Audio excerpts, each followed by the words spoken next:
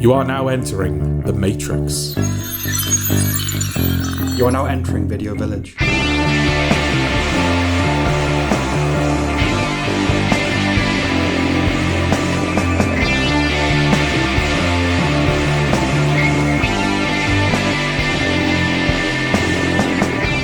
Coming up.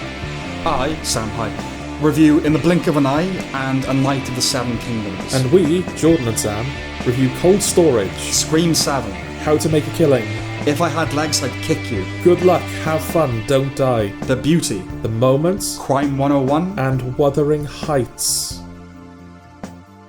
Well, I just got a couple to do, and then we just can crack on with both of ours. I know, sinners on my mind. What's happening?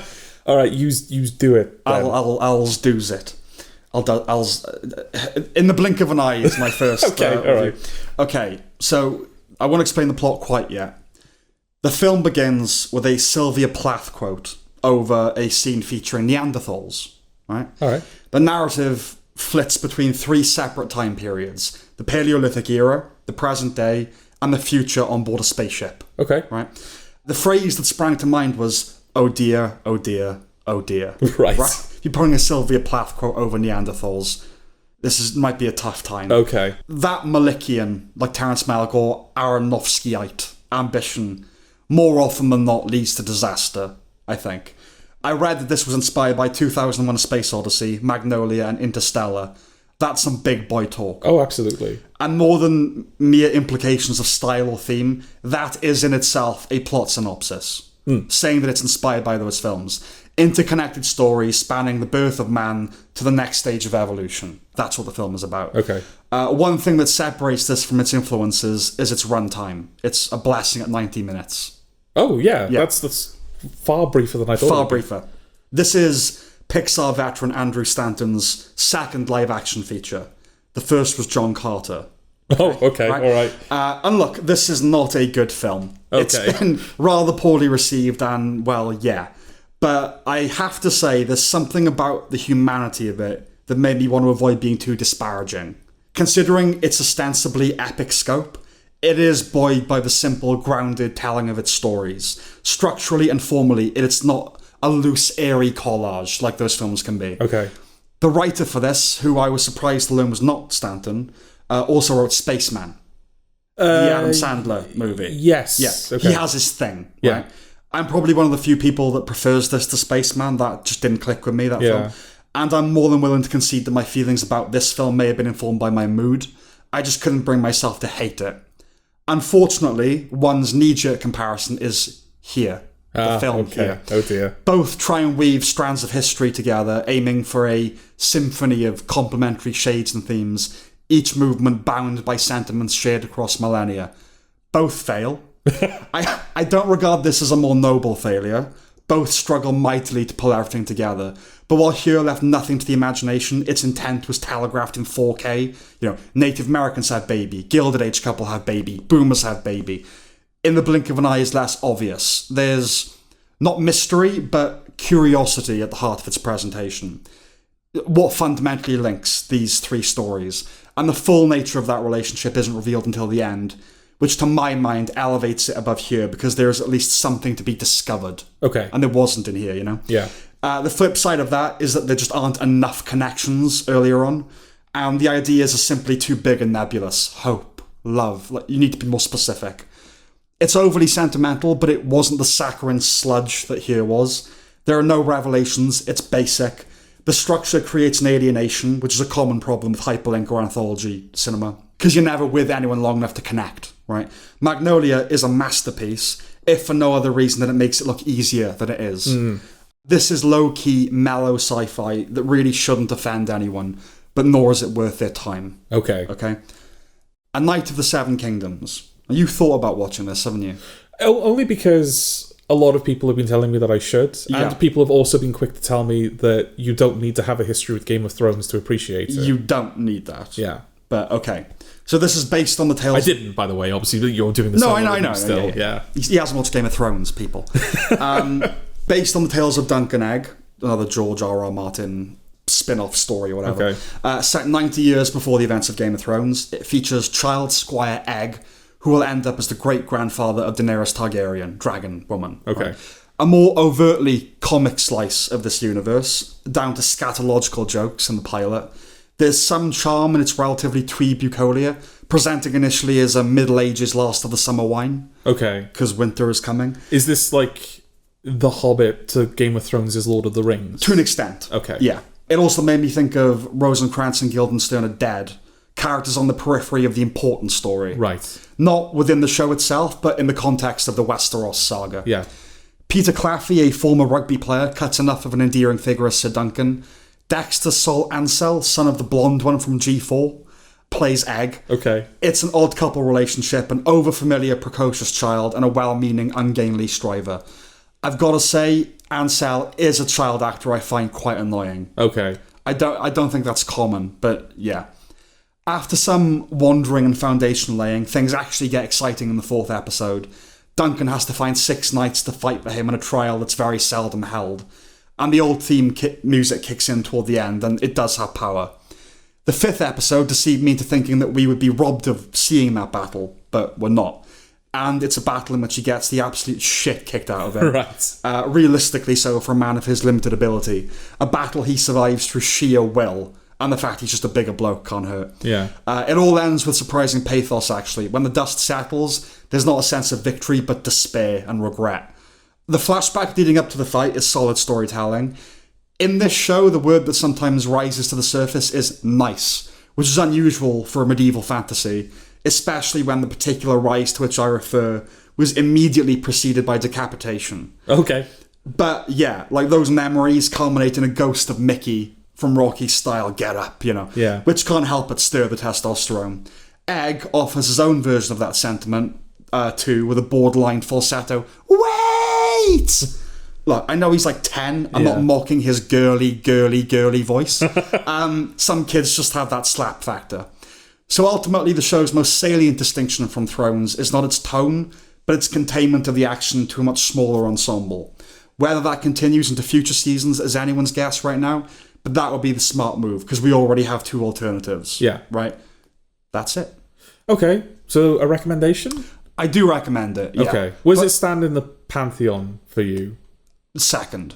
Okay. Better than House of the Dragon or whatever, House of Dragons. But not as good as Game of Thrones at its best. Okay. It's certainly better than Game of Thrones at its worst. Yes. But so is cholera.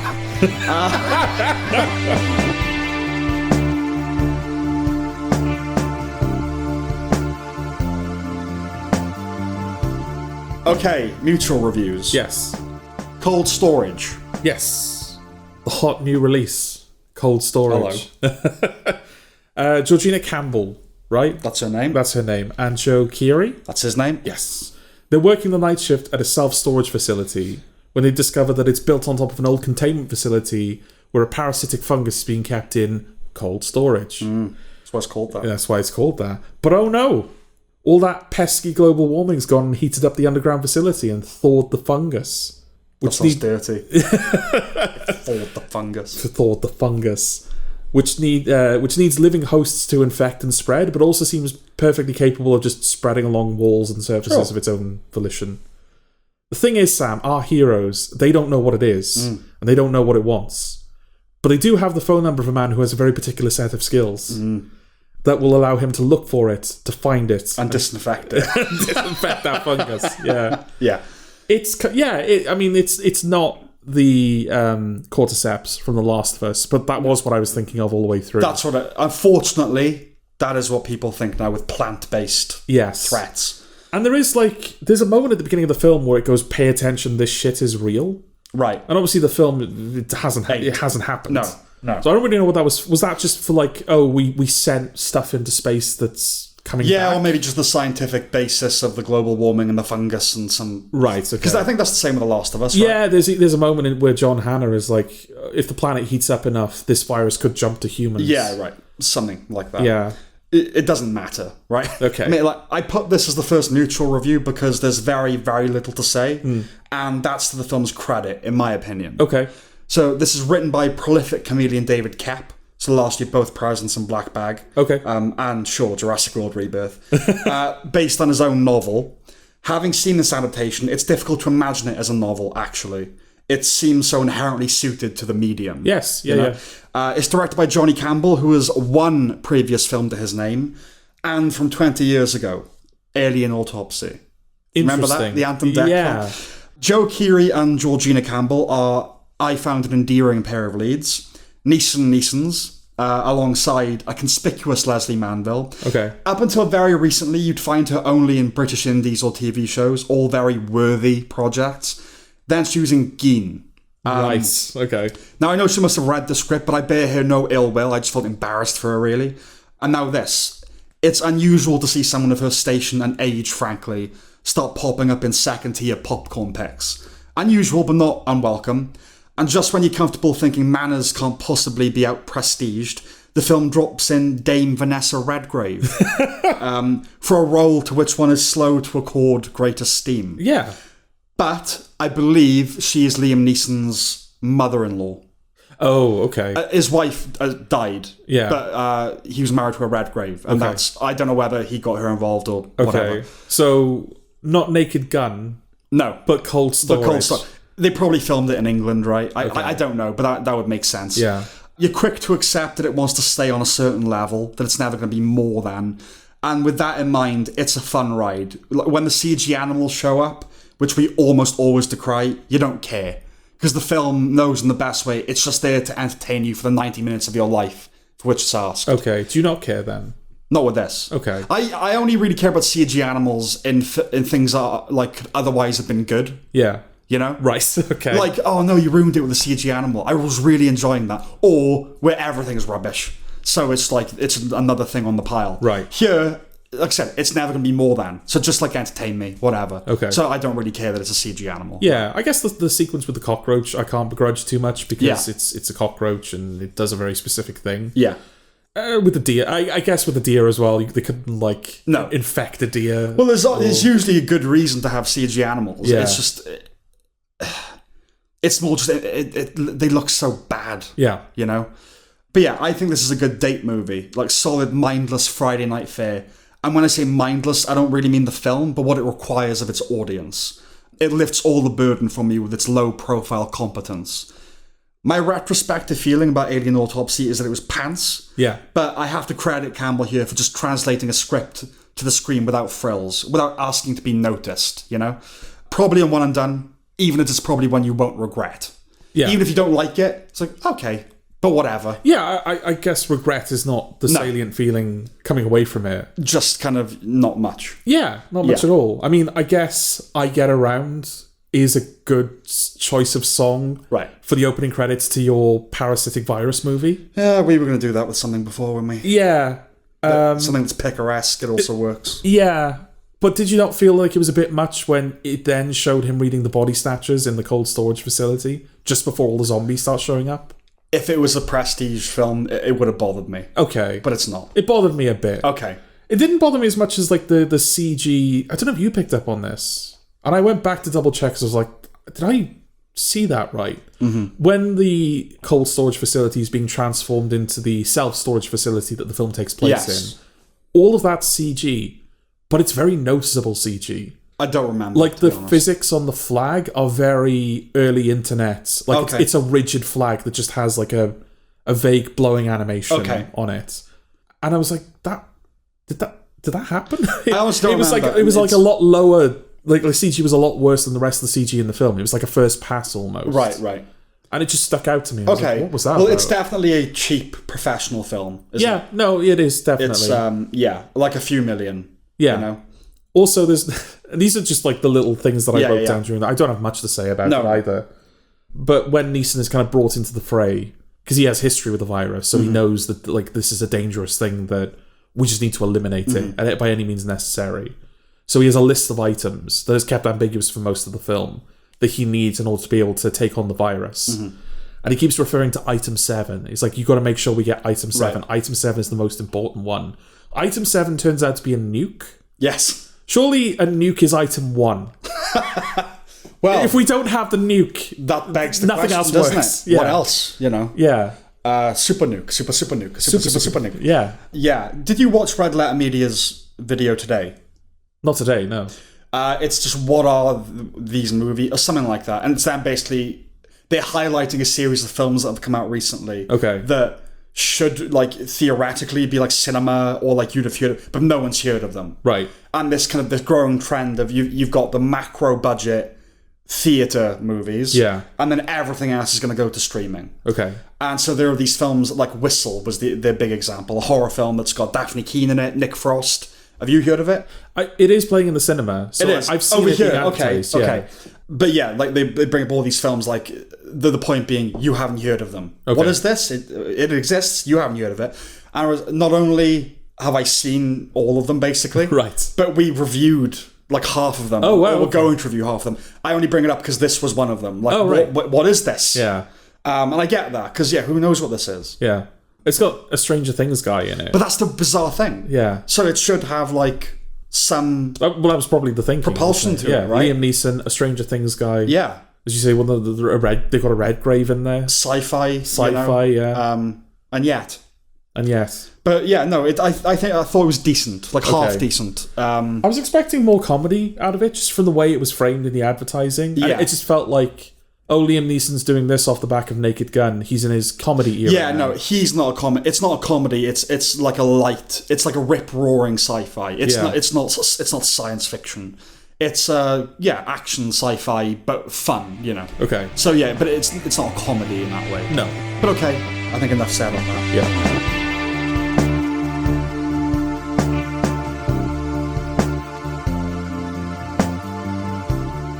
Scream 7. Now I thought this would be a solo review Yes. until today. You fuck. I'm sorry? It's all right.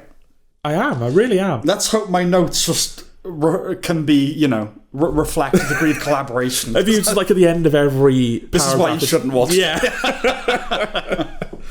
Well, I guess my intro also doesn't work because you've seen it. But do you like scary movies, Sam? Yeah, some of them, yeah. Oh. You probably won't like Scream 7. No. Sydney Potter, or whatever her name is from some of the previous Scream films, is back. Yeah. She has a teenage daughter. It's Harry Belafonte. Oh, sorry, it's Yeah, Harry Belafonte. She has a teenage daughter, a successful coffee shop. We've made a joke Yeah. that no one who's listening to this is going to understand. Even the people that, that are from the right culture probably won't. that know us and like us. Yeah. And let's not explain it. Let's carry on. Okay. Sorry, I just had We're to explaining it just enough so that you won't understand. Yeah, coffee shop, teenage daughter, and she's also got an infamous in-universe reputation cultivated by the 6 in-universe slasher movies covering the in-universe events of the actual 6 Scream films that happened. Yeah. Now, I'm not intimately familiar with Scream, but I do get the impression that this is par for the course. It's all just a little bit meta. Right? Yeah. Yeah. Well, Scream 7 continues that legacy by being yet another Scream film, I think. Another ghost face killer shows up and starts killing people in Sydney's life, and after spending half the film trying to escape, the surviving characters all decide to band together instead and kill Ghostface post-haste. One son for now. Yeah, okay. Well, the new stars include Asa German, who I can't stand in Gen V. Okay. The guy. And McKenna Grace, who is very rapidly becoming overexposed. Yeah, does she just show up? Is she the new Sean Bean? Does she just show up to die in things? Yeah. And whose sexualization makes me uncomfortable. Not Sean Bean, McKenna Grace. I don't even know how old she's supposed to be. Is she In like the film or in life? She's Well, like 20, 21 or something okay. like that. So it's like acceptable. Yeah. You know what I mean? But not we're in our 30s. Yeah. They're all awful young people, and I enjoyed them being killed. On that score, it was effective. The legacy stars, Neve Campbell and Courtney Cox, whose face is just a mess. And everyone really behave like it's just another one, which it is. Yeah. Kevin Williamson, the originator of the series, directs and co-writes here, so you'd at least hope for a stronger entry. Okay. My memories of the film since 2 are scant, and for good reason, because it's all the same rubbish. I understand the bottomless self-reflexiveness is the franchise, but enough already. Yeah. Like, they've already disappeared up their own derriere, re-emerged and done it again. Well, the opening sequence of this film is a random horror fan and his girlfriend.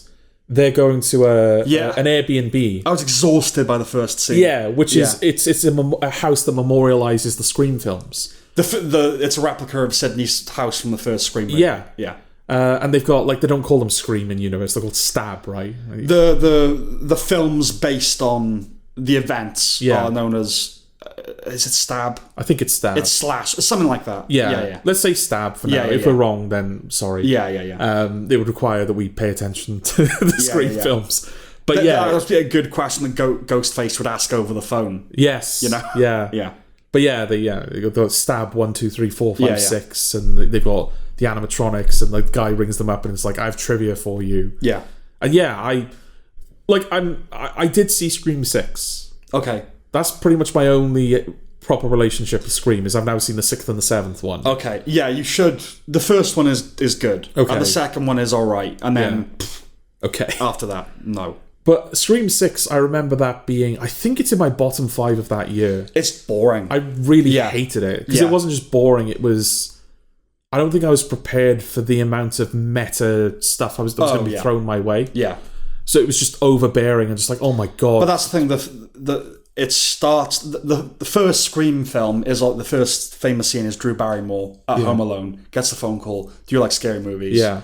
Starts quizzing her, and then her boyfriend's outside and being killed and all that kind of stuff. The whole point of Scream is, the killer is obsessed with horror pop culture. Yeah. And it's sort of using that good idea for like a film. Yeah. You know? Not 7. But when meta is baked into the cake from the beginning, you just have to make that bigger and bigger and bigger. You have to inflate that, right? Yeah. Inflate that damn cake. Indeed. But I will say, my memory of like the hatred that I had for 6... My memory of the hatred. Yeah, I don't remember reaching that level. I didn't feel like I reached that level of hatred with 7. So I can't comment on its place in the overall canon or pantheon or whatever, because I haven't seen it all. And I didn't like 7 at all. I would never watch it again. But I don't feel like I hated it as much as 6. See, with like zero memory of 6, I think I preferred 6. Okay.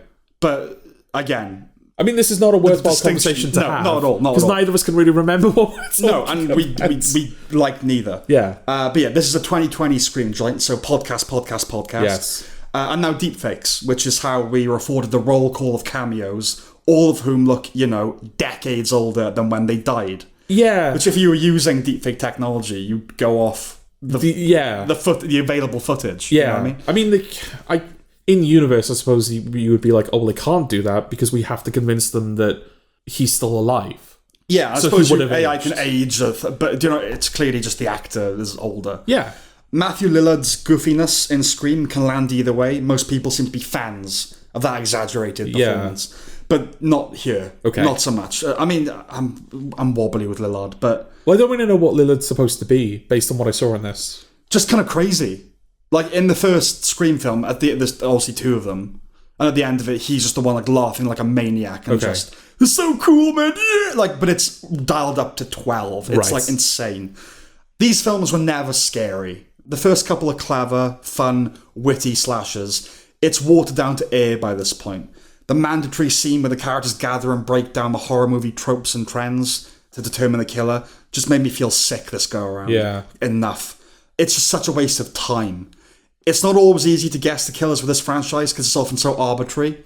It is just, in that Red Letter Media video, they say it's just red herrings. Yeah. It's all red herrings, so it's impossible to guess. I did guess one of them, though, without trying to. I don't bother guessing with this I just don't care with these films. They employ Nick Cave's red right hand, something I've already petitioned over these airwaves to be outlawed. Yeah. Please listen to me. Towards the end, when the central character is cornered in a safe room with a ghost face attempting to force entry, her mother instructs her, you're going to have to shoot through the wall. Great advice for wasting bullets. She does shoot them, though. No, she doesn't, does she? She doesn't kill them, but they do. I think they do get hit with the bullet. But, like, if you're in a safe room, surely wait until... If he's trying to get in... Yeah. Wait until he's visible and then shoot him. Yeah. Don't just blind fire through the wall. It's an idea for someone guiding you. Okay, now you're going to want to turn left. Like Shaun of the Dead, like top left or whatever. Yeah. No. The ending in general is cringeworthy nonsense where Campbell scoffs at the notion that she's past her prime, but the film has ample evidence that the franchise is. Yeah. The fact that we're on number 7 notwithstanding, I'm not even making the claim that there's nowhere else to go, but the way they've been doing it is done to death. Done to knife death. Equally... Stabby death. Equally, if you do something wildly different or expansive or out of left field, you risk drilling further up that rectal passage. Do you know what I mean? Like, oh, it's a simulation. This thing. But here's one crumb. competing ghost faces. Yeah. Like, Just something. why have they not done that? Because that does feel like the one. I did have a moment where I was watching it and I was like, well, obviously Matthew Lillard isn't alive. No. This is being faked somehow. But fuck it. What if he was? Yeah. Just go mad with it. Just like, yeah, he's alive. That's like a horror movie trope. And They never die. They never die. Yeah. So he's just alive again, killing again. Yeah. That would be weird and interesting. Yeah. But competing ghost faces feels like such a natural evolution of the formula. And there's a meta, obviously, component there as well. And you got a natural kind of Freddy versus Jason, or what should have been Winnie the Pooh versus Mickey Mouse, right? Yeah. Well, it's not even like a well worn out trope, right? No. Where you've got competing slasher killers. Not at all. Yeah, not at all. There are instances of them just versus each other. Yeah. But not like competing to be the ghost face, to be the serial killer or the slasher. That's interesting. Yeah, it's very interesting because it creates a triangle, isn't it? Because it's not just them versus the killer; it's the killer versus them. Yeah, all the while trying to maintain not just anonymity, but the kind of horror and mystery of their, like, how unprofessional am I going to look if I'm just like quarreling with another ghost face? Yeah, I need to be the definitive one. Yes. So you got to keep up the aura, the reputation. So there's a lot of stuff you could do. You have potentially double the body count because they're both trying to kill.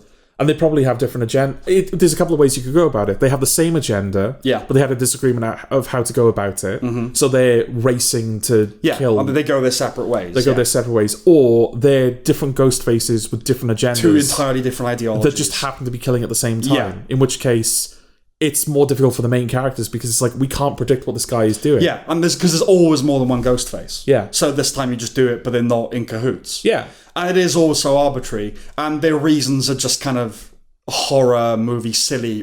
This time you can actually go into, I'm not saying I want like a proper psychological, but you can go into the... No, we're 8 films in at this point. Like, next one will be the 8th film. I'm saying I don't want a Mindhunter of Scream. It's still got to be fun and meta and all that. Yeah. But just properly go into the reasons for why they're doing it, like the psychology of the killer. Yeah. But they don't listen to us. They're not going to do that. No. That's all I got for Scream 7. Yeah, I didn't like it at all. No. So I'd say don't watch it. Has everyone watched it at this point? No idea. Okay. Who knows how well those films... They keep making them, so I guess it's doing well. I did speak to a couple of people, because in work, there was like these are all the films that are coming out. Does anyone want to go see anything? Right. Scream 7 was on that list, and I was like, I didn't enjoy Scream 6, so I won't be seeing Scream 7. Yes. And whoever it was, they said, Scream can do no wrong for me, because it got me at the right age. Okay. So it's a franchise that has that... It has that following. It does, yeah. And it always hate when a franchise that has that built-in fandom just coasts like this. Like Sonic. Yeah. Yeah. No, I know. It's like, we've got them, so... Yeah, we've got them. Yeah. And there's no need for us to try. Yeah, they'll take any slop. But, I also have some disrespect and judgment for the person that said that. It's like, shouldn't you demand good art? Even if you're a fan of the property? We'd be the first. I happily say I'm not a fanboy about anything in this world. Lost... I will defend more than most people. Yeah. But I acknowledge the flaws of Lost, and if Lost came back and was rubbish, I'd be the first one to say it. Believe you me. Yeah. I don't get that psychology. Like someone before said, "Oh, it's Marvel, so I'll just like it." Yeah. What? I demand something of your artists. Yeah. Anyway, that's Scream 7. That's Scream 7.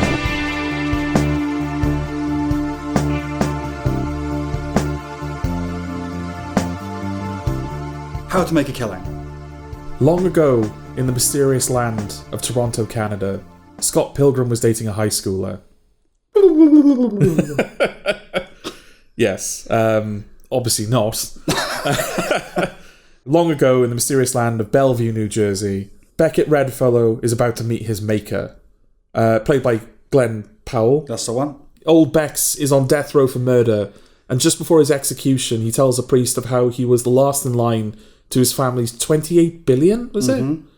$28 billion fortune, and how the death of his mother, who was disowned by said family, and a chance encounter with a childhood sweetheart, galvanised him to get his hands on what's rightfully his by defeating his 7 evil exes. I mean, killing the 7 other heirs. Yes. Yeah, it's a film about a bloke that's just killing his family so he can inherit money, Yes. basically. It's based on 1949's Kind Hearts and Coronets, Okay. which is a vastly superior film. Right. That's Alec Guinness playing all the roles of all the family members. Oh, shit. Okay. Yeah. Off the bat, a dangerous proposition is made. Yeah. A list of 7 targets to get through. Yeah. So if the film isn't your cup of tea, you know you're in for it. Yeah. You know? Always dangerous to have numbers in your title and all that kind of thing. It's made stylishly enough, but it's lukewarm. Lifeless. For one thing, there's no sense of graft, right? Yeah. Glenn Powell's Beckett is too slick. Even when he's supposed to be green and edgy in the early stages, he presents as smooth. He dispatches his family members effortlessly, apparently armed with knowledge of all things chemical. Yeah, because they at least go to the effort of setting up the archery thing. Yeah. So when he kills... Is it Ed O'Neill? Not Ed O'Neill. Not Ed O'Neill. Ed, what's his face? I don't even remember who's in it. Which one? The grandfather, the final one. Oh, Ed Harris. Ed Harris. Yeah, yeah. I knew it was an Ed. Yeah. Yeah, when he skewers Ed Harris with a couple of archery bolts. Yeah. Or arrows. You at least know, like, oh, right, well, his mother, like, took him to archery lessons when he was younger. All the chemical shit? Yeah, I have no idea where that came from. Yeah. Is he supposed to be smart? Is that what the film is just, like... No idea. That's how he dispatches most of the family, so you'd think that would be the thing that they would take time to establish. Well, listen, the original is set in 1900, right? Okay. No DNA, no security cameras. Yeah. So they have to contrive scenarios for the remake that defy belief. Yeah. And while the murders have some variety, there's no wit to them. No. It really does feel like ticking off a list.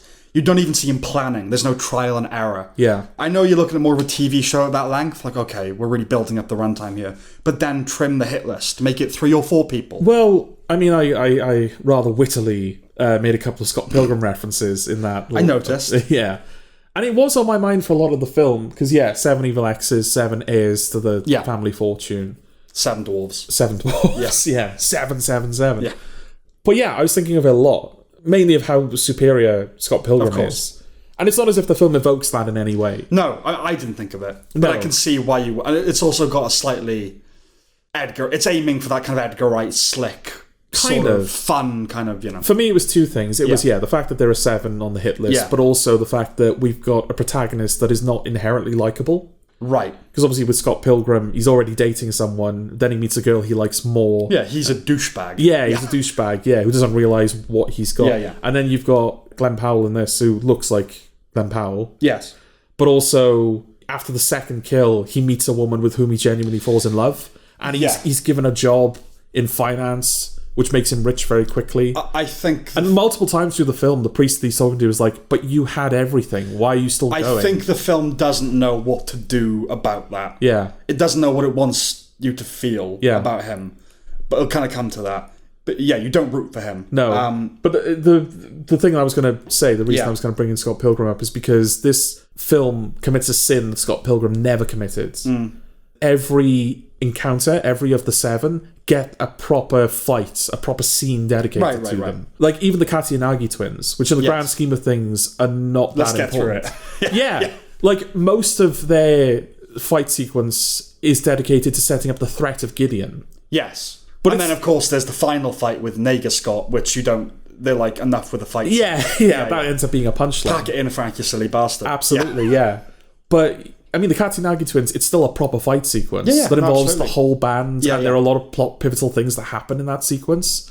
3 of the Red Fellows in this, is it Red Fellow? Did I say that right? That sounds right to me. Yeah. They're introduced and killed off in the same montage. Yeah. We just skipped through 3 of them. Yes. Well, hang on. This is what the film is. Because 7's a lot. But to do it well, you got to be... I mean, 7 does it pretty well. The film 7. Scott Pilgrim does it very well. Does it pretty well. Yeah, I think the film doesn't know whether it wants you to root for him. But for the early killings, you've got to be somewhat on his side, right? Yeah.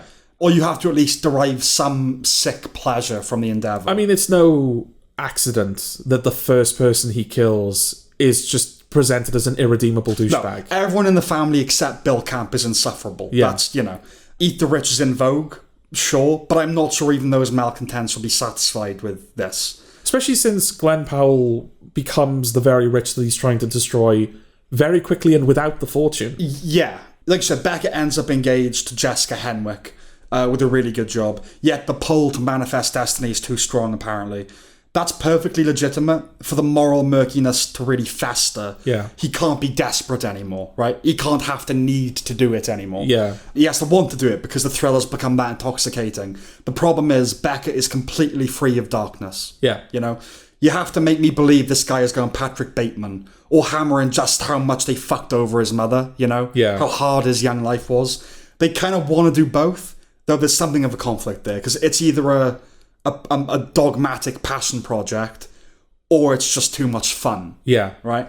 And a better filmmaker could, I suppose, manage to do both, but they don't. I guess that's the function of Margaret Qualley then, right? Is that she is the kind of outside force that is pushing him to keep going. The femme fatale. The femme fatale, yeah. Because initially, she's the childhood sweetheart that comes back into his life, and it's kind of a reminder to him that, like, oh yeah, I should have that. But that's the thing. Usually, I haven't thought about it till now, but like in those types of films, the woman's meant to be unattainable. Yeah. And because they don't look like Glenn Powell. The man doesn't look like Glenn Yes. Powell. It's the femme fatale is tantalizing because it's like, I could never get a woman like that, yet she seems interested. Yes, because she's up to something, mate. Yeah. But it's Glenn Powell. He could have Margaret Qualley. Do you know what I mean? Yeah. It's like, so that's a problem. Yeah. And on top of it, he's handsome. Beautiful women like him.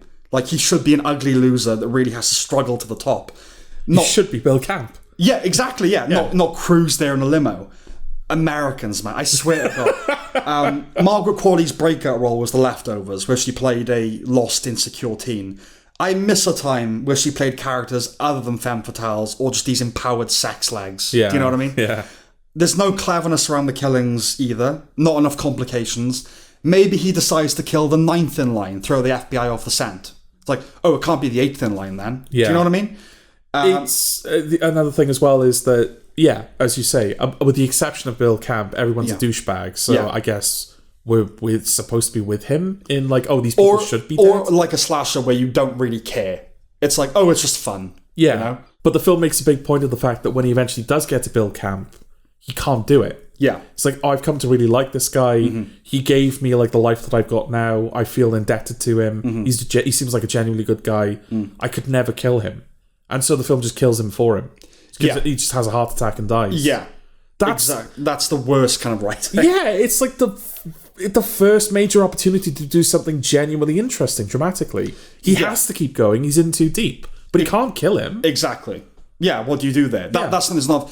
That was my big first thing was, okay, if all these people are dying, the 7th, and I'm the 8th in line, I'm probably going to start thinking, right, I should maybe kill the 9th. Yeah. Because that's going to throw the FBI off the... Do you know what I mean? Things, it's a snowball effect where he just has to keep justifying more and more murders, you know? Yeah. Then maybe, his family put him under protection. Oh my God, they're killing all of us, 24-hour guard. How is he going to manage to kill the rest of them when he's on... Things like that, you know? Ultimately, he ends up going to prison for something he didn't do, and he asks, can you believe it? After all this, I go down for a murder I didn't commit. Well, yeah. I mean, like, I very believe it. Like, in The Hateful Eight, there's going to be a 9th. Okay. He's probably going to go, like Al Capone, he's going to go for tax evasion. It's not going to be...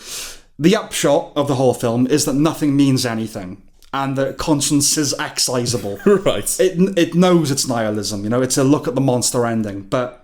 That's not the film. No. From the beginning, he describes the story as a tragedy. It turns out the tragedy is that the priest he's talking to has his codified world of rights and wrongs shaken, right? Nice try, film. It really doesn't know what its purpose is. I was going to ask you, what is the point of that priest? It's because it's just to have someone to tell the story to. That is literally it. Yeah. The priest is not a character in his own right, and yet, as you point out at the end of the film, they try and make out as though that character's entire worldview has been shaken. Well, because the tragedy is meant to be, look, this is a tragic story. I've ended up in prison. I'm going to die. But then, oh no, they flip that. The tragedy is that you believe that that good people are rewarded for being good and bad people are punished. Yeah, that's not the world. That's the tragedy of the story. Yeah, nah. And then it's all well and good to say there is no purpose, dude, but then you've got to create that feeling in me. Yeah. This is a pedestrian comedy thriller that tries to fool you into thinking it was a black hole all along. Yeah. No. The Rotten Tomatoes consensus says it wants to eat its rich and have it too, and that's hitting the nail on the head. Yeah, pretty much. I think. There is a tragic component to the end, though, in that... We watched it. Certainly that. But yeah, he is exonerated from death row. Yeah. Because it turns out that the guy that he is suspected to have killed actually committed suicide. Yeah. Margaret Qualley has been withholding that information because she wants to inherit all of his wealth. Yes. He passes it over to her, and so she releases the notes, and he is, oh, you didn't kill the guy, we're going to let you off scot-free. But he's not scot-free. He is now a prisoner of Margaret Qualley. Yes. Because she has all of his wealth. And the last shot of the film is them going through the family gates, the mansion gates, the family home. And as they close, it's the sound of prison bars closing. Right. So it's like, oh, he's a prisoner for life now, but in another prison. In a mansion. In a mansion. Yeah. In a kind of a situation of his own creation. Because technically he fulfilled his mother's wish. Irony, blah, blah, blah. Yeah. And like all of that stuff is like, okay, I see the pieces. Yeah. But yeah, they're just like the execution of it is just so shoddy. Yeah, it just feels like a glib. Yeah. You don't feel that at all with the ending. Like, No. oh my god, yeah, the horrible irony. The first person that he kills, like, it's just an incredibly easy kill that he just gets away with. And he's kind of saying to the priest that, like, I was worried about how guilty I would feel. Yeah. Would I be able to disguise the fact that I did this terrible thing? And it just came so easily to me. Yeah. It's like, okay. He's a sociopath. Yeah. Well, that's the next portion of the film. Not that one thing he said to the priest and then we just move on from it. Yes. So many, like, suggestions of great ideas that are just never... Well, because it comes from a very good film. Yeah. You know. But is it a failure to even recognise those ideas? Or is it just the film going, mate, I just don't have the time? That, I think. Okay. Because it's just over 90, it's like 100 minutes, right? Yeah. It's not a long film. No, but for the genre, it wants to be kind of snappy. Yeah. You know. A failure. It's just a failure of a film, unfortunately. Because they had promise. Yeah, I was kind of looking forward to it. The premise, the cast, you know. Yeah. I feel like that's becoming a habit of Glenn Powell's, is that he exclusively shows up in films that I think might be good and they end up not being very good. Hitman. I was looking forward to Hitman. Yes. I didn't hate Running Man. But it wasn't what you wanted. But it wasn't what I wanted. Twisters, I think some people were excited for, and then that ended up being... entirely. Yeah. No, yeah, he's just kind of in mid, not awful. Yeah.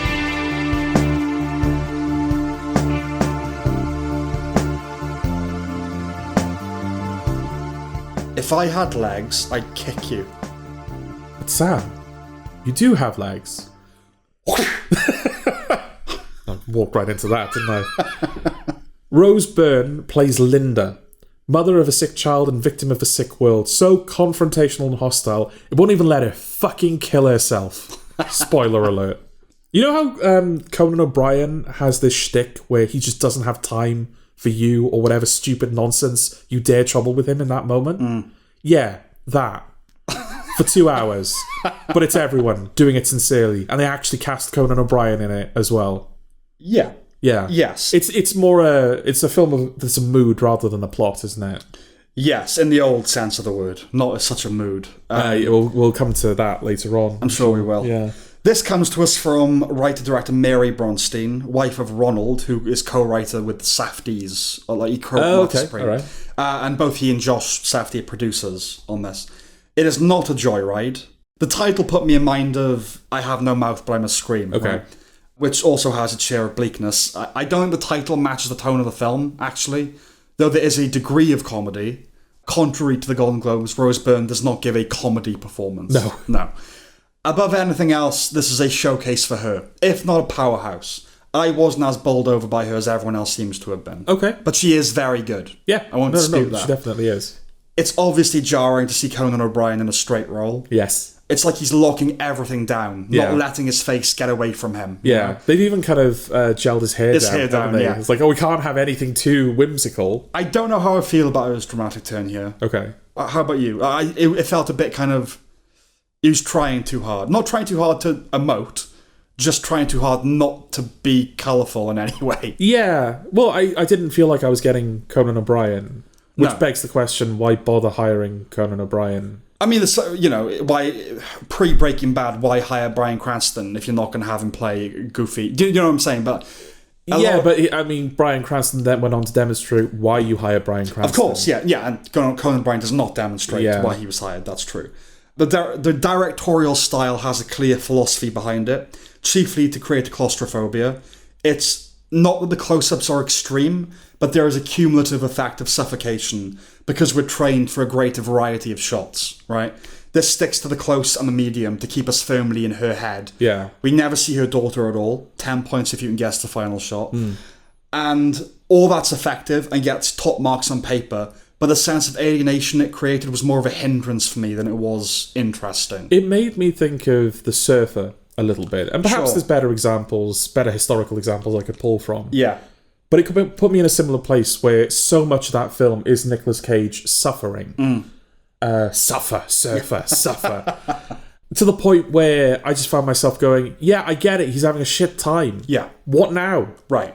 You just wait, and this is a longer film than The Surfer as well. Yes. So much of it's just her being beaten down by the world around her, and it's like, yeah, okay, I get what you're going for, but what now? It all depends. You can have a film with someone just being relentlessly beaten down and it can be a great film, you know? Yeah. But yes, it's, for me, that like, oh, it's claustrophobic and we're uptight with it. It's like, yeah, I get what you do and it's interesting, but like, it's making me not like it. Yeah. You know? Yeah. It's a fine line, you know? And it runs the risk of convincing you that that's the only tool it's got. Right. Because the sound design of the film as well is really kind of like affected, and yes, you're getting those kind of like harsh noises. Unreal, and it's unreal, and it's supposed to feel oppressive. Yeah.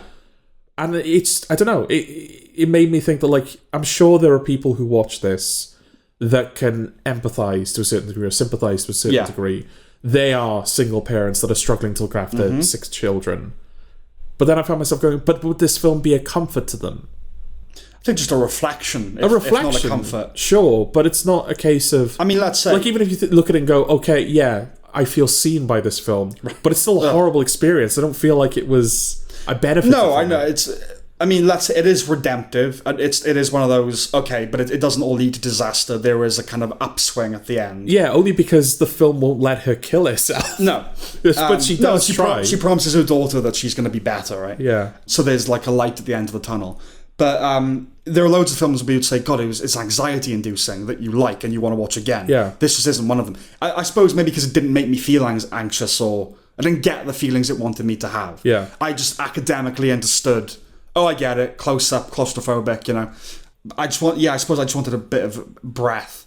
Yeah. And the kind of simultaneously is the film doing its job and me just not responding to it. Like, yeah, you know. Yeah, I've heard it described as a fever dream. I don't think it rises to that. A nervous breakdown, absolutely. Yeah. It does a few things very well, but I didn't leave eager to recommend it. Like, No. certainly not to revisit it. And that's something I can't say, unlike most people, and understandably why, about Requiem for a Dream, for instance. Yes. I'm happy to go back to that film. Yeah. And that is a bleaker film than this. Yeah. You know? Yeah, that is a film where those characters keep falling further and further and further. With no... To the point of no return. Yeah. Yeah, it's a black hole. Yeah. But it's so well made and captivating. Yeah. You said before, the filmmaking is what kind of draws you back to it, even though you know you're in for a shit time. Yeah, exactly. And you're talking about films that are anxiety-inducing. Marty Supreme was our favourite film of last year. But I feel like that is a film that does occasionally let you breathe. Yeah, well, maybe like Good Time is a better... Yeah. You know. But that has like the chaos kind of layers over itself. Right. In a way that is kind of... It's dramatically interesting to see that unfold. If I Had Legs I'd Kick You doesn't have that. Because it doesn't feel like the problems are compounding in an interesting or causal way. It just feels like there's a bunch of shit that's being oppressive. Don't, like, things do escalate and things like that, but If I Had Legs I'd Kick You is like a slice of life, whereas a slice of shit life. Yeah. Whereas those other things are descents. Yeah. Swirls, you know? Yeah, this isn't a descent. This is just everything is bad and it's smothering and horrible. Yeah. It's not like, oh, we start off at this point and then we just slowly orbit closer and closer down the sinkhole. Yeah. No, it's just kind of this flatline. Yeah, which I wonder if the film does intentionally imply, because the opening sequence, her roof caves in. Yeah. There's like a flood in her house and the roof caves in. So yeah, it's like normality has been disrupted.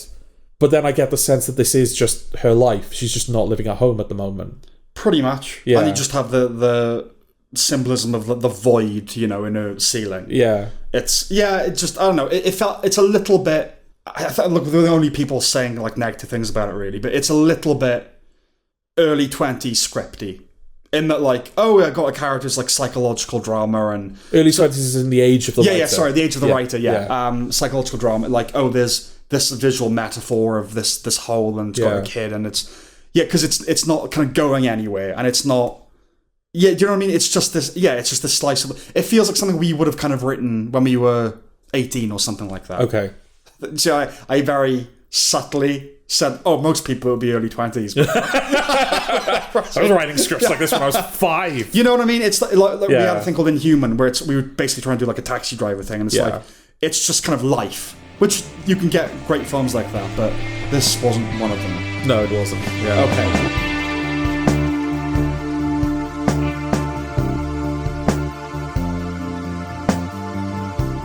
Good luck, have fun, don't die. Watch film. Or don't. Let's see. Don't panic, Sam. But Sam Rockwell has come from the future, and it's a fucking nightmare. The future, not Sam Rockwell. No. When isn't it? When isn't it? When isn't the future a nightmare? Oh, I suppose so. Time travel comes back. Oh, it's alright. Just wanted to let you know you got some great shit to look forward to. Ta-ra. All he needs to do to save the future is choose the right combination of people from a diner to help him neutralise the emerging AI threat destined to fuck everything up. Nudge, nudge, hint, hint, slap in the fucking face. Slap in the nuts. Well, I'm sympathetic to its mission from the word go. Yes. Which I think is very much Gore Verbinski. This is a Gore Verbinski film. Like, it wasn't there stuff prior to the film coming out where he was just like, yeah, I fucking hate AI, so I just wanted to make a film where AI was the bad guy. Okay. Unequivocally. Well, it is a Gore Verbinski film, but it's not as well. Oh, is it not? I'll kind of come to why that is. But yeah, it's a rip-roaring time loop, fight the AI sci-fi action comedy with dollops of Body Snatchers, Looper, Mrs. Davis, The Terminator, and The World's End. It doesn't necessarily wear its influences on its sleeve, but it remixes them to tell a fresh story. Okay. The Cornetto trilogy is what sprang to mind the most, not just tonally, narratively, and genrically, but its depiction of the teenager as an inherently frightening creature. Yes. I don't know any children, but I'm with Bill Maher. Not every film and TV show can be lying about how repulsive they are now, Yeah. Much of the film is composed of vignettes that lend the thing a novelistic structure. It's like a bunch of Black Mirror episodes rolled into one. And I'm mindful that that's a lazy point of reference now for anything dealing with technology or the future, but this does feature augmented humans broadcasting ads mid-conversation, which Black Mirror did. At first, I thought the writer Matthew Robinson was eating his cake with these digressions, but they actually tie together in a satisfying way. They do. The only relatively bum note for me was the school shooting story. I don't think he got the balance right with the humour there. Yeah, I don't know, because it started out as like it becomes unreal very quickly. Yeah. But it feels like at the start of it, this parent has lost their child in a school shooting, and the parents that are surrounding them are all very blasé about it. Yeah, and like, oh no, it'll be fine. Don't worry. Here, go to this place. They'll sort everything out. And initially, I thought like, oh, this is quite like I don't know if this is how it is, but I get that the film is. I think I know what the film is doing. It's kind of saying that school shootings are so normal now that the people that go through them all the time just order another kid. Yeah. I get the satire, and it's perfectly legitimate satire. But that's the thing, she goes to this place and it turns out, oh, we'll clone your child. Yeah. And it's like, okay, this is becoming very unreal very quickly. Yeah. I just remember feeling like, I don't know. And I'm not being precious about it, and I appreciate the attempt to approach taboo subject irreverently. Yeah. But I don't know, it just didn't get it right for me, for whatever reason. Sam Rockwell is absolutely the right man for this role. Yeah, I think that anyone that's planning to play like a quirky character in future, a sort of like this character is carrying the film kind of character, this should be a point of reference for everyone going forward. Because this character could have been detestable and infuriating and cringeworthy if played incorrectly. But Sam Rockwell made him very likable.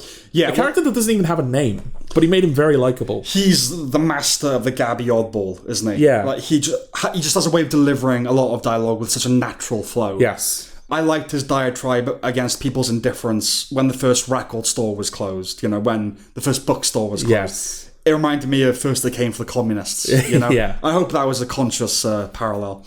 The rest of the cast is fine. I was somewhat relieved to like Hayley Lou Richardson as Ingrid, because I didn't like her in Ponies, which we're not going to review. But my reasons for disliking her in that could well have been universal. Okay. It turns out that's not the case.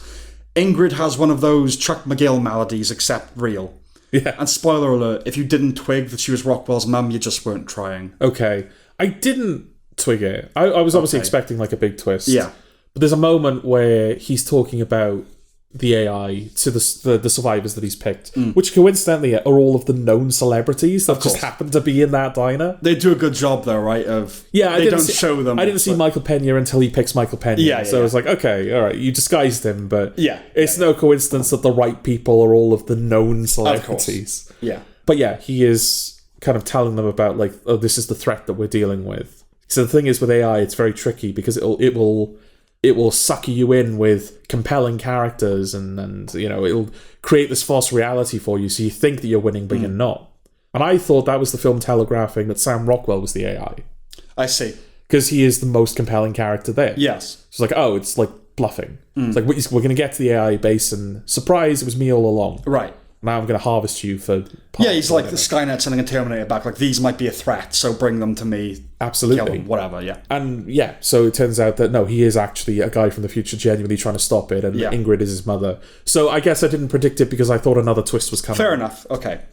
There's a massive cat made of cats that devours people. With a big old penis. Oh, did it? I honestly didn't even see that. Like at the end of the film, when it's revealed that they haven't defeated the AI, they're still inside the system. Yeah. Michael Pena looks up and there's like confetti coming out of the cat's dick. Yeah, okay.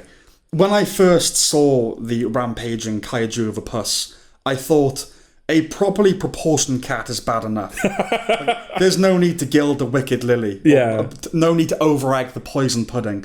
But when I could discern that it was indeed constituted by smaller mogs, I did think, that is worse. Like, that's not nightmare fuel, that's nightmare meth. 'Cause that's what cats are in their head. Right. These massive kaijus. Yeah. The film loses a bit of steam. I think for a genre film on multiple fronts, it does scratch its runtime. And while it was redeemed after the fact, the action climax for me was a bit too straightforward. Okay. It's a bit fighty, and I wanted something a little bit smarter. I thought those Toy Story 1 toys that the AI child has got, like at the bottom of his mountain of wires, I thought they were going to be more of a threat. Right. I know one of them does end up stabbing Sam Rockwell. Yeah. But they were kind of setting them up as, they were the foot soldiers they'd have to fight to get to the AI. And they're not really. They're not. They're just kind of there for decoration. And I know that when you come, even like hardcore sci-fi concept movies, when you come to the climax, sometimes it just has to be a punch up, what I mean? But like, it's a bit of a shame. But I give Robinson props for going all the way through the Stargate with this concept. Yes. And of course, there's much catharsis and blissful escapism to be found in the termination of artificial intelligence. Even though it was a lie. Yeah. I know Rango and Curse of the Black Pearl have their fans, but for me, this is Gore Verbinski's best film by some distance. Okay. Because, this is the man responsible for Pirates 2 and 3 and The Lone Ranger. And I don't want to diminish any credit he deserves, but it's probably his best as a result of him just shooting the script. Okay. Robinson is the MVP here, I think. It's the writer's movie. It's not Gore Verbinski's movie. It's Sam Rockwell's movie too. And Sam Rockwell. But do you know what I mean? It's like, it's Gore Verbinski, like, he made this great... He picked a great script, is what happened. He did pick a great script, but I think it's one that might have complemented him as well, where he still felt like he was contributing as a director. No, I'm not, like I said, I don't know how involved he was. And obviously he was looking for something that bring me anti-AI scripts or something. And he directed it, so it's all credit to him. Yeah. But it doesn't feel like a director movie, it feels like a writer movie. Yeah. I mean, a lot of the sequences in the diners, because obviously Sam Rockwell's from the future and he knows everything that's going to happen. Yeah. I feel like the direction does a good job of showing how kind of plugged into the surroundings he is. It reminds me of Cold Storage, which is they very well filmed a script. Okay. Do you know what I mean? Like, they just stood back, no frills. I'm not going to insert any auteur directorial, I mean, Gore Verbinski is a studio hack, basically. Yeah. He's not a, I don't want to insult the man because he's made a good film, but he's not a guy who goes, that's clearly a Verbinski movie. Okay. No, he's just a guy that directs movies. And yet, I remember seeing the trailer for this, and it was something like from the mad mind of that's Gore Verbinski. Yeah, that's nonsense. Okay. That's all I got. It's good stuff. It's very good. Yeah, no, it is very good. Yeah, you're watching it for Sam Rockwell, and there's a lot of good stuff in the script. Yeah. Again, it's an imperfect movie. I will acknowledge that. Mm-hmm. You kind of alluded to that already. But not enough to be a deterrent. It's absolutely worth it. It's a good film. Yeah. Okay.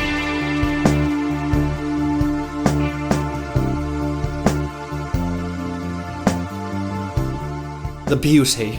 They're exploding, Sam. Whom's? The beautiful people. Oh. The beautiful people. Da-da-da. It's relative to the size of your steeple. Capitalism And it's... has made it this way. So, shall I just leave you... Go on. Okay. We done? No. Hey, yo, what do you say? No, you go on. Okay. And it's all because of the beauty.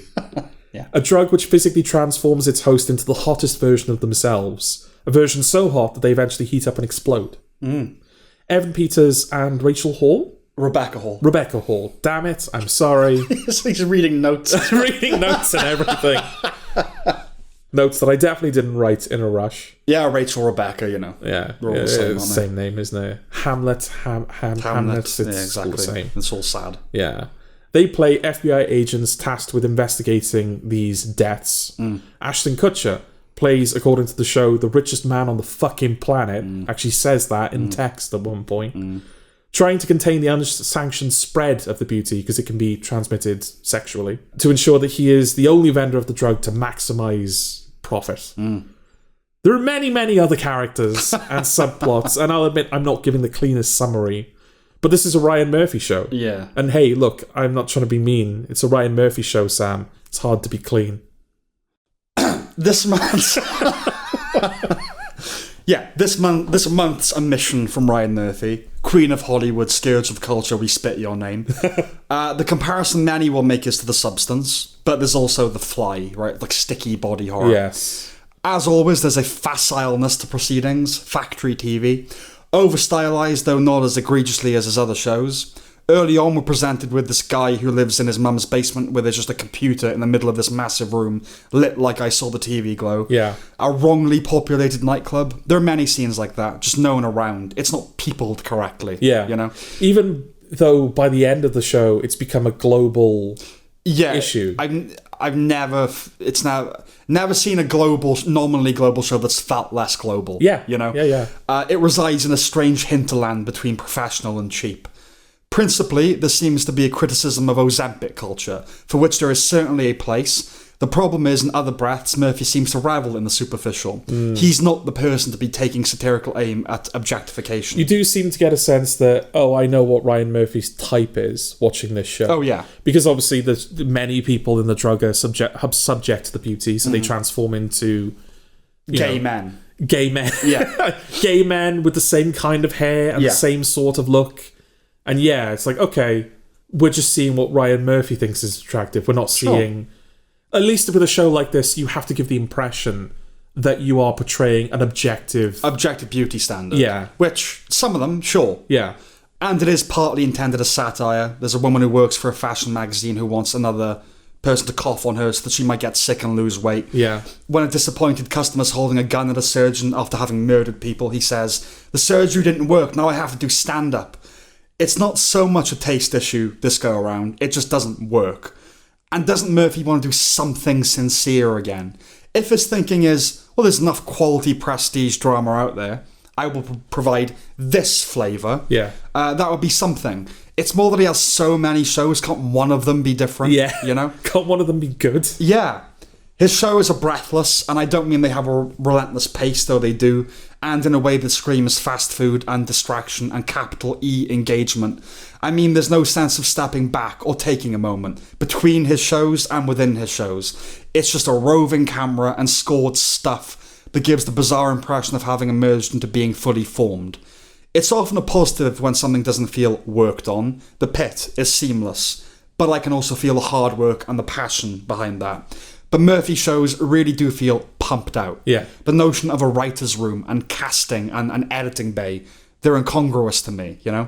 Well, it just feels so... It reaches a point where we fall into this pattern where you'll have an episode that will kind of introduce a new character. Yeah. They'll be infected with the beauty. Their life will get worse. And then the next episode, we're just meeting a new character. Right. And they get the beauty, and their lives get worse. And trying to do a bit of variety about the type of people that... Yeah, there is the overarching stuff with the FBI agents and Ashton Kutcher. I think those are really the only threads that carry... Oh, and I guess Anthony Ramos and... Yeah.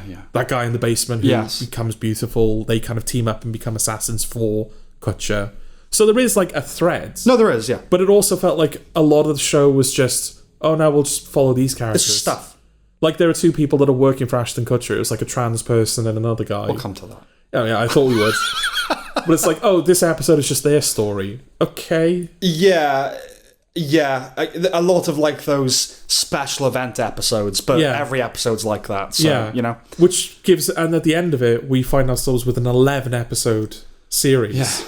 And I don't know whether that's a case of, I had so many ideas, 11 was the minimum amount I could fit it into, or whether it was supposed to be a longer show, and you can see him running out of steam, so he's just ended up with 11. But there's no rhyme or reason anymore. It used to be, like, cable would be 13, sometimes 12, then we settled on 12, then we settled on 10, absolutely 10.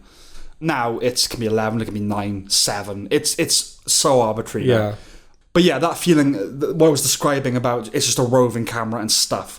A lot of TV has this feeling, like the MCU shows, right? It's not unique to Ryan Murphy. The medium has blown up so significantly in the past 10 years. And with all the money that's being poured into it, it's been denuded of personality. The copper age in a feeling, right? Yes. I was going to talk about this with Young Sherlock, but we're not reviewing that. So I guess I can do it here, and I beg your forbearance. Okay? Okay. There is a smoothness to a lot of modern television around as an anodyne. There are no sharp edges, no gravel in the cement, no thumbprints on the clay, right? As well as the copper age, there's something here about cryptflation, about the elevation of the mean. There is a deadening proliferation of PFT, or perfectly fine television. Productions whose baseline competence is numbing, free of personality or spike. Weirdly, I think it's married to how a lot of people have been feeling since, post-2016. Basically satisfied with their products, but sedated and unmoored, right? Don't get me wrong, it's not the sense of stiflingly uniform proficiency alone. I'm not just complaining that things are better made now. We sing the praises of shows like Reacher or Wednesday that have that invisible craft about them. But some shows and films feel like they were put together by really good AI. Flattening, aesthetically vanilla, and undemanding, even in period pieces.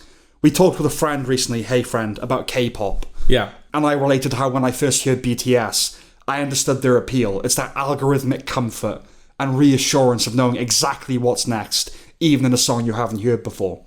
The soundtracks to these shows have a similar effect, actually. Not necessarily in their musical predictability, but as though they're AI generated. It's often said that the sign of a good score is that it's inconspicuous, but there is a fine line. A fine line cuts through all of this. But this is content with a volume cap on it, and aesthetic, designed not to be noticed, not to be too acutely felt. It's the Netflix on phone out thing.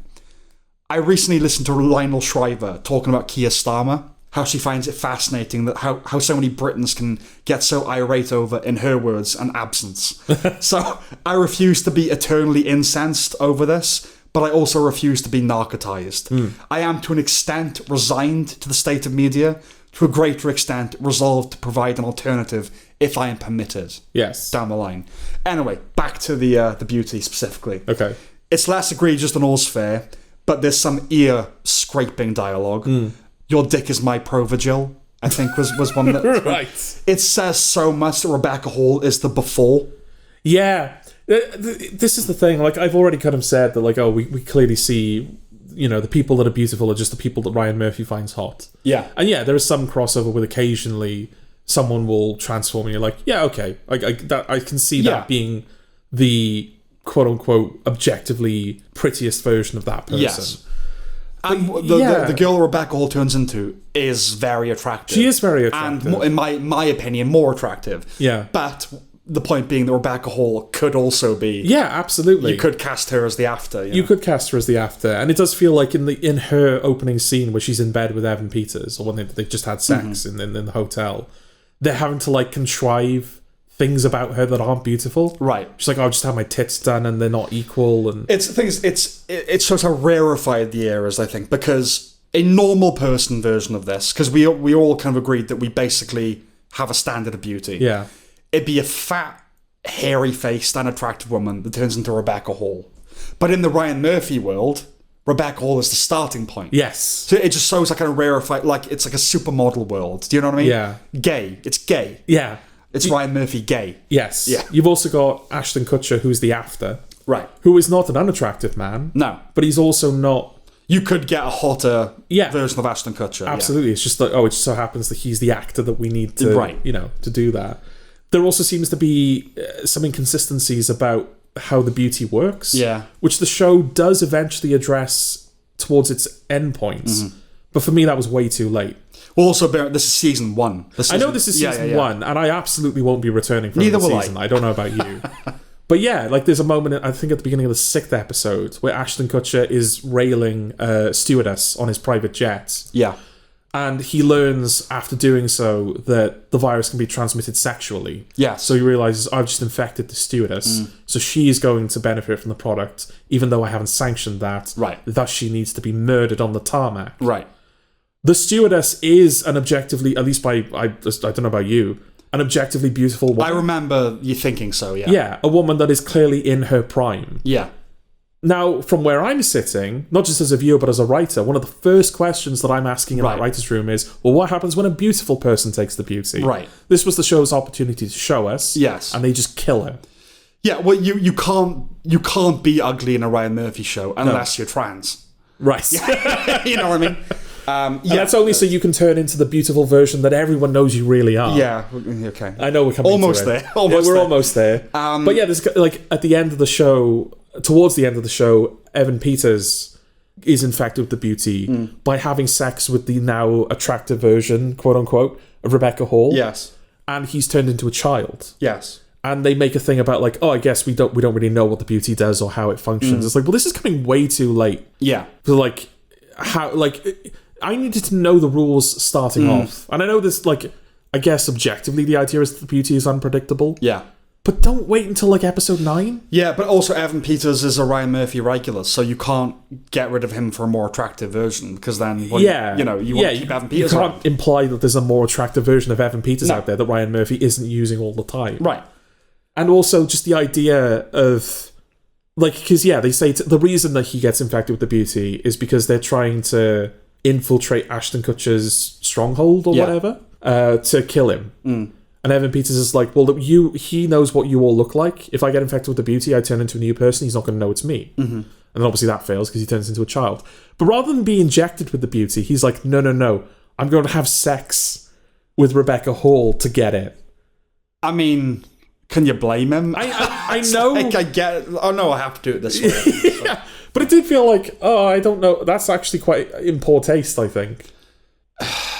In a Ryan Murphy show? Well, no, if you're in that situation... Yeah, I know it's a Ryan Murphy show, but I'm trying to make the point. That's like his production company. This is this is what separates Ryan Murphy shows from other bad shows. Yeah.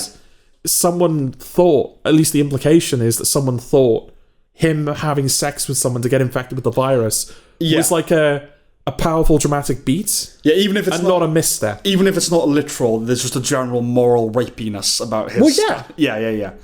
Yeah, no, well, yeah, I agree. Yeah. Okay, so Phil Collins' Easy Lover, which is used here, was also used in the assassination of Gianni Versace. Okay. Here, it's employed in a scene where a character laments that nothing is sacred.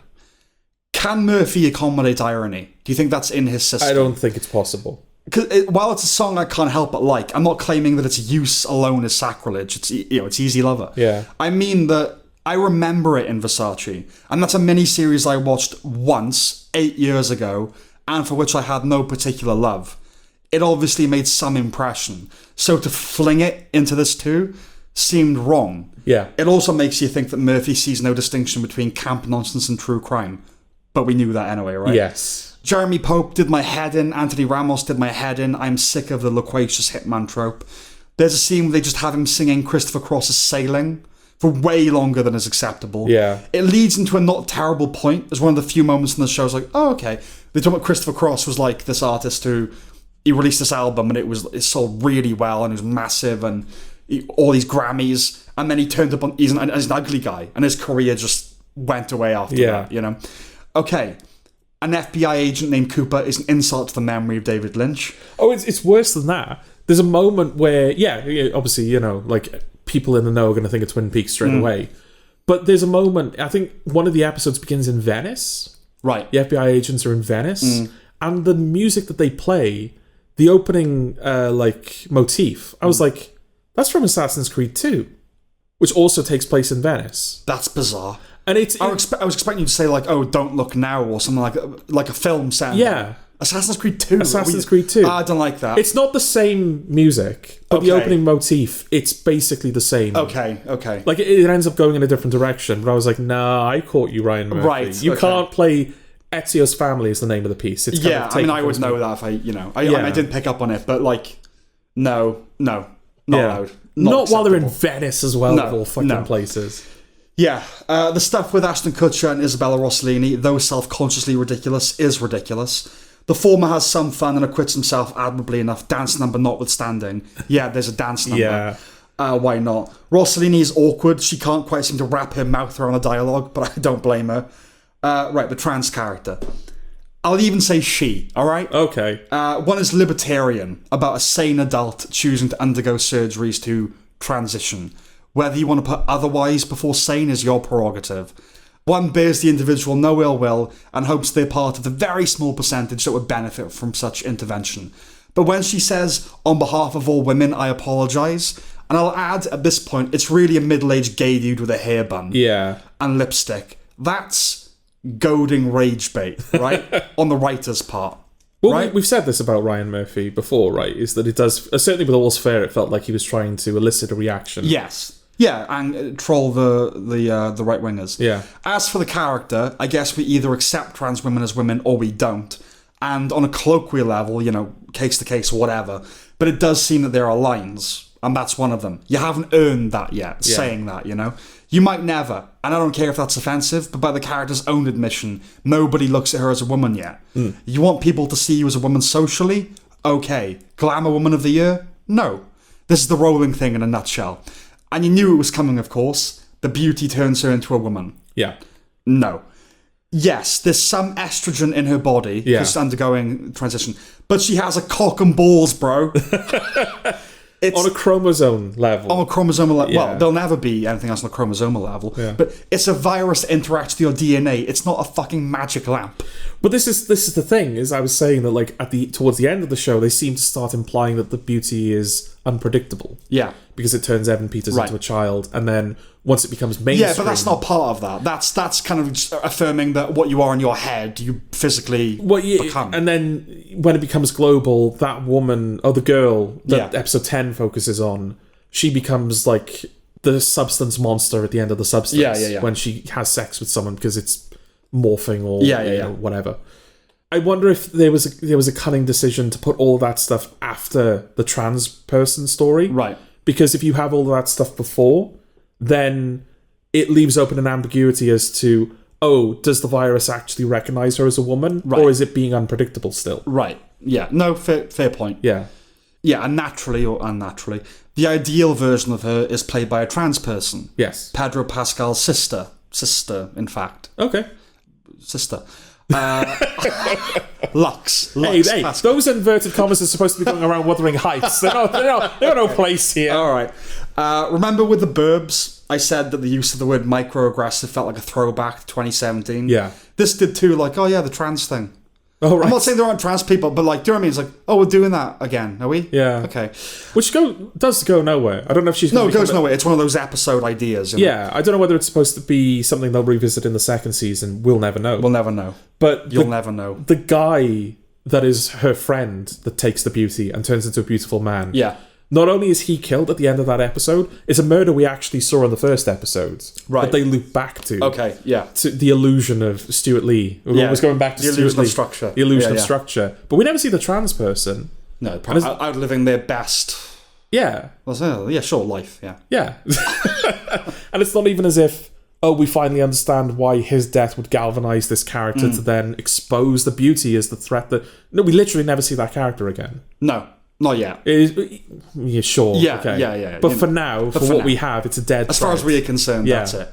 There are problems aplenty, but it doesn't have the same sense of moral turpitude or desolation that some of his other shows do. Okay.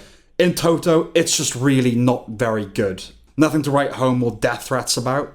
But yeah, I won't be going back. No. That's enough of that. Yeah. I think. It also seemed to have this... Like, it didn't seem to know when to end its episodes. I don't know if you had that as well. Yeah, they were random lengths, weren't they? Random lengths, because the first episode is like an hour, I think. Yeah. The second one's like 30 minutes, less than 30 minutes. Which, was welcome by me. Sure. And then we're up to 40 to 50 minutes for most of the rest of the season. And then the last 2 episodes, at which point, the virus has now gone global, so this is the biggest paradigm shift in the show. They're also like 35-minute episodes. Sometimes that's a good sign, like, oh, they know the intentionality to it. Like 9 episodes, they don't need 10. They're doing 9. Yeah. Like, they know how to pace it correct. Like Watchmen, I think, had fewer episodes than was advertised, like, because they could do it. They didn't need all that time. Yeah. Let's just get through it.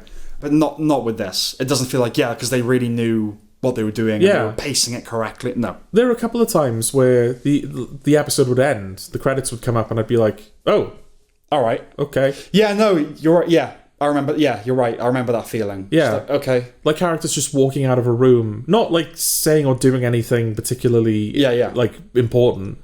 And it would just end. Because there's no self-contained structure like, oh, this is an episode build up and you end. It's just yeah. It's just all stuff, I guess we'll cut here for now. Yeah. Yeah. That's enough of that. I'm done with that. Don't recommend it. No, not at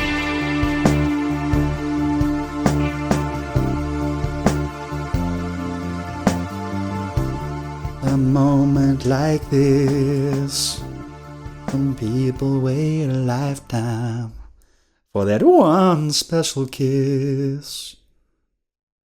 Oh, I can't believe it's happening to me. Some people wait a lifetime for the moment. You may as well. I'm keeping all this in. You may as well just do the whole thing. No, that was it. Okay. I didn't know what a Charlie XCX was prior to watching this. Did you not? Did you? I did. Okay. I didn't. Okay. I just confirmed as much. Okay. But knowing only what the film has presented to me, she strikes me as one of those, oh, she's such a mood pop stars. Yeah. Yeah. A bitch, frankly. An unlikable person. Brat. A brat. Yeah. That is marketed in such a way that people can go, oh, she's such a mood. She's so like me. I wish I was like her. And I don't like these people. Neither do I. Case in point, The Moment. It's a mockumentary, isn't it? About Charlie XCX rehearsing a live show where various personalities clash and various things go wrong. Yeah. And there's a point where she gets so stressed, a moment in the moment, if you will. She literally abandons the rehearsals entirely and just goes on holiday to Ibiza, leaving everyone to kind of fight amongst themselves. Yes. Oh, she's such a mood. This film put me in a mood, I tell you that. Why did I get the sense that when you said mood then you meant cunt? Yeah, okay. Well, look. Charlie XCX is hot and she dances all sexy, so it has that going for it. Okay. Very much so. I'm not sure what else. Yeah. Well, you certainly can't watch this film if you're epileptic. No. Or if you're prone to such things. Yeah. I've heard a few celebrities say it's an accurate portrayal of fame, and I believe that. Just like people constantly coming in and out, the tone of bullshit and placation and tiptoeing obsequiousness, fine. The camera work has the character of something like The Thick of It or Succession, and not the quality of the dialogue, but its delivery, that non-committal naturalism. Yes. And of course, the presence of Alexander Skarsgård helps cement that. A little bit, yeah. The directing style is such because this is nominally, as you say, a mockumentary, but it isn't, is it? There's one moment towards the end of the film after the live show has been rendered a disaster. Yeah. Because the bank that is sponsoring it has collapsed. Okay. Based on actions caused by Charlie. There's a moment where they realise they haven't seen her for a week, and they're like, where is Charlie XCX? So they go to her home, and they find her in bed. And the camera cuts as though the camera crew have been abruptly told to stop filming. Okay. Giving you the implication, if only for a moment, that she's killed herself. Right. And I think that's the only moment where I was like, oh yeah, I'm watching a mockumentary. Yeah, and not just because it's not funny. Like, yeah, because I missed that. So but there's no indication it's an in-world documentary. No. The camera doesn't influence anyone's behaviour. There are no talking heads. Nobody looks down the lens at any point. It's just trying to replicate that feeling visually. But yeah, crucially, it isn't funny. And it isn't. And films do that without framing themselves as a mockumentary. Succession and The Thick of It do that. Yeah. They have documentary feelings to them. Yeah. But yeah, there's no pretense that it is a documentary. Because if the idea is that there is a camera crew filming them in universe, why are they following her to Ibiza? Yeah, and there's no sense that it's affecting anyone's behaviour. It's other people affecting each other's behaviour. Yeah. But yeah, it isn't funny, and it's not enough anything else either, is the thing. Believe it or not, I actually quite like some of Charlie XCX's music. Okay. The early stuff, as they say. Though very little of it is in the film, which is, I suppose, commendable in its way. They play Bittersweet Symphony at the moment of her third act resurgence, which felt odd. Yeah. Not one of her own songs. It's always a bit... whenever there's films about music people and they use other people's music to punctuate the more dramatic moments. Yeah, but I also get the vanity of scoring your own, like, rise. Do you know what I mean? I think if we're making a film about you and your music, I think totally we're past that point. I totally agree, but I would understand that instinct. She plays herself, or a version thereof, perfectly well. It did make me think what a horrible life it must be to be a celebrity, and a female pop star at that. Yeah. The strobing titles are arrogant and insufferable. The colour palette is very unappealing. I know that the journey of this film entails escaping its shadow somewhat, but Brat was always obnoxious and stupid. Even if it captures certain elements of it with what feels like accuracy, it doesn't offer any fresh insights about the experience of fame. The big character revelation at the end is Charlie realising that she was so desperate for people to like her that she didn't stop to care about liking herself. Wow, you know? Yeah. It's such a mood. It's such a mood. It's just rather empty and uneventful and hard to care about. Charlie's creative director, perpetually butting heads with interloper Johans, is meant to represent the genuine article, someone that gets Charlie and her fanbase. Off the back of Johan saying that a story is something that can be passed down from fathers to sons, mothers to daughters, she says that people going to Charlie's shows, I quote, for the most part, are not interested in having children, and some of them probably don't speak to their fathers because they don't approve of their lifestyles. What a crock of shit. Yeah. Like, there is no doubt an epidemic of an expiring eggs, but everything around that is nonsense. There's not a large enough demographic of people whose dads don't approve of their lifestyles and so find solace in Charlotte. What a crock of shit. It's just young women. Certainly not for her to be the success that she is. Not to fill out stadiums and arenas. Yeah. No. I thought this was worth mentioning from Wikipedia. In September 2024, during her Sweat concert tour, Charlie XCX sent her collaborator Aidan Zamiri, he's the director, which she later dubbed Word Vomit, and said about it, it almost felt like a diary entry of, this is how I feel right now. This feeling of having just almost got everything she could have wanted, and what that felt like on kind of the human level. As opposed to what, a horse level? That message apparently served as the basis for the moment. I don't like what that tone suggests to me these people are. Okay. Do you know what I mean? It's almost like she kind of almost, and it's like this kind of almost sort of, you know, feeling. I've seen one interview with XCX, with Conan O'Brien, and don't get me wrong, she doesn't come across as a totally ungrounded artiste type, but there is that famous person isolation to her. I'm an artist, I talk like that, you know? Yeah. I don't know, maybe you have to be that way to be successful. It's not nearly as turgid or annoying as Hurry Up Tomorrow, but that's unfortunately what I was thinking about when watching it. And Spinal Tap 2, which did it no favours. Yeah. That's it. Yeah, I mean, it's not a recommendation. No. But what appeal would this, even if this was good, what appeal would it have outside of... Well, I don't know. it doesn't. It feels like such a niche thing anyway. It wants to be, like kind of a Spinal Tap, an insight into fame. But it's... And while it feels like accurate the way people talk around her, nothing about it is new to me. Yeah. Like, you know, tell me something about fame I don't know. Yeah. So yeah, that's that. Not a recommendation? Not a recommendation.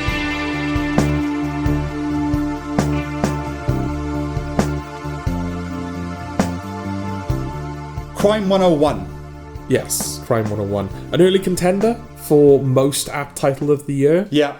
Because not only does the film depict crime occurring on and around the 101 freeway in LA, it's as basic and by the book as crime films get. Yeah. Chris Hemsworth plays a crim. Mark Ruffalo plays a cop. A rough cop. Halle Berry plays a character. A Berry. In the film. I don't know what you want, Sam. No. Talk about it. Have you seen Heat or Drive or Collateral? I've seen all of those. Yep. Yeah, okay.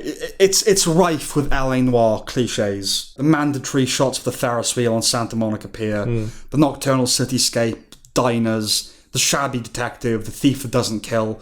The score sounds like Heat's. The film is striving to be a greatest hits reel of those tropes, so whether that detracts from the experience will depend on your disposition. Personally, I'm all for paying tribute, and that sun-bleached Los Angeles aesthetic is one of which I'm cinematically fond, but it does need to be something extra. It needs to do something different. Just don't. There's an irony that's going to be underpinning all of this in that the director, is it Barry something? Bart Layton. Don't know if he's the writer as well. But certainly, he's the writer and director of Crime 101. Previous fare includes American Animals. Yes. Which, if you know anything about that film and the film that preceded it, which I can't remember. The Informer. Both very good. Yeah. They are kind of half documentary, half fiction film. Yeah. Like they kind of docudramas. They're docuddramas, about real things that happened with really elaborate recreation sequences. And so in the latter, especially acknowledging the importance of memory. Yes, especially in American Animals, because you got 4 separate people recounting the same story. Yes. And whenever they contradict each other, the film will change what we're seeing in the fiction portion. It's kind of like The Social Network. Aaron Sorkin always said, like 4 people walked into those deposition rooms and told 4 different stories. So I thought, instead of picking one, I'll just do them all. Yes. Yeah. Yeah. So it can be as small as he was wearing a red t-shirt and you see one of the characters wearing a red t-shirt and it cuts to a different guy going, no, I think it was blue, and it becomes a blue t-shirt. That kind of stuff. Yes. Very unique films. Yes. Interesting, unique ways of doing crime films as well. About crimes that, at least with with American Animals, this is my only point of reference because I haven't seen The Informer. Yeah. But it's a heist film where they were trying to steal a book from a library. A very valuable and expensive book. Yes. And they did time for it. But it ain't a bank.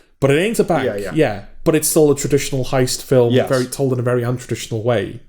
This is a very traditional crime film told in a very traditional way. Yeah, except this time Barry Keoghan has blonde hair. He has blonde hair in this, But that's the irony, is that, this filmmaker has done and is known for a very innovative, clever. So what happened here? Right. And it's a shame because you can kind of infer from that, but he just wanted to make, the crime film. And he did those as just, until I can make the one I want. Yeah. Do you know what I mean? But going off Drive alone, Hemsworth is Gosling, Bob Arrow is Mulligan, Nolte is Cranston. Look, Drive was dealing in archetypes too, right? Paying homage to the B films of 20 years prior. But with that film, the script is close to the least of it. It's so gorgeously shot, sonically rich and meticulously produced. And it has a different feeling than the movies to which it refers. Dreamlike and melancholy. It's an art house European picture set in LA, similar to Wim Wenders in Paris, Texas, is my go-to comparison. Okay. An outside eye. Now, Bart Layton is British, so he does have that objective advantage, alas. It lacks the invention, of both his former films. It demonstrates he can helm a proper film, quote-unquote, but, I don't want him to. Yeah. It'd be like asking, Heston Blumenthal to just make you, a ham sandwich. That was on the tip of my tongue, too. You could probably do it, but why bother? Why are you getting in Heston? Yeah. This is all slick and well put together. I just don't know to what end. I don't know why it exists. It's not a riff on the canon. It's a degraded copy. I don't know why you put all the labour into making a pretty expensive action thriller, one with genre pedigree, if you weren't going to build on it or play with it. And big of the moment stars as well. It's like a movie. This was not a cheap cast. Halle Berry, Chris Hemsworth, Mark Ruffalo, Barry Keoghan, Nick Nolte. People that you have to spend money established to get them. Stars. Yeah. I mean, the opening shot, the city flipped upside down, the camera slowly turning, is cool. Yeah. And suggests something, if nothing other than a variation on a familiar form. But it doesn't. Well, it suggested something to me. I don't know about you. But I kind of enjoyed that shot because, we start upside down, but then the city ends up right way up. Yes. So again, it felt like there was an irony there. It's like, we're going to flip the script by just making everything... Making it normal. Yeah. Yeah, but it's a cool shot for its own sake. It is. Right? The film doesn't have much of a personality at all. The cast is perfectly fine, although the fact that Ruffalo is also in Collateral is unfortunate. If anyone stood out for me, it was probably Monica Barbaro. Not just for the obvious reasons, but there seemed to be more life in her than the rest of them. Okay. That's his love interest. Yeah. One small point, the trailer shows Ruffalo and Hemsworth meeting for the first time, implying that Pacino-De Niro dualism. Yes. That scene happens right before the end. Yeah. Truly false advertising. In that scene, by the way, they talk about their love for films like Bullet and the Thomas Crown Affair. Come on, guys. Come on. It feels like there's a few shots in the trailer, actually, that come right at the end of the film. Yeah. Yeah, it's the slow, kind of not much going on. You know what I mean? It's Yeah. not a lot of action in that way. Kind of the emerging threat through most of it is Barry Keoghan on Yeah. his motorbike just trying to, like, do stuff. Yeah. But yeah, Hemsworth doesn't meet Ruffalo until the very end. Yeah. It doesn't feel like Hemsworth is really doing anything No. for most of the film. He's bland. Yeah. Yeah. Yeah. I'm honestly surprised it's been as well received as it has. Genuinely. I think people like Chris Hemsworth and Mark Ruffalo, and they like watching them do things slickly. Right. It has to be that. Because I've seen reviews where people have said, like, oh, you recognise that this is like Heat? Good for you. Like, people like almost violently reject the notion that, like, oh, it's like Heat, therefore it's bad. Oh, well, fuck you then. So, well, that's a very valid... No, it's valid if it's not doing anything differently. Or, yeah, there's loads of films that are... all films are inspired by other films, to a degree. Yeah. You go, yes, like that, they're both great. This is not one. No. This is Crime 101. Yeah. You know. Absolutely. It's something worth pointing out because it speaks to the big problem of the film, which is that it doesn't have a personality of its own. No. Yeah. I mean, Drive is not an original film at all. No. In its plot. It's the other things that make it original. Yeah. No, it's not at all a recommendation. And I really genuinely surprised by the critical love for it. Yeah. I mean, one that, like, I don't know if I was looking forward to it particularly, but there were no red flags that were... I mean, when I became aware of it, Yeah. Bart Layton, and I was kind of up for that. Okay. You know, I've liked all of his films so far. Yeah. And yeah, Chris Hemsworth, a Drive type movie, sure, why not? And then it was just very disappointing. Yeah. Unfortunately.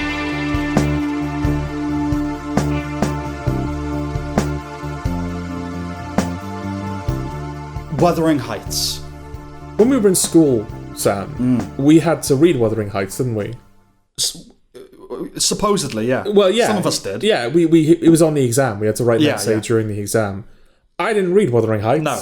Outside of what we read in the classroom anyway. Yeah. And I ended up getting a B, I think, on that exam. Bragging. I got an A star. I did read the book. just in case. Yes. Go on. Good for you. But Emerald Fennell is trying to upstage me because she's decided to adapt Wuthering Heights without clearly having read the source material. Sure. I assume. I still haven't read it.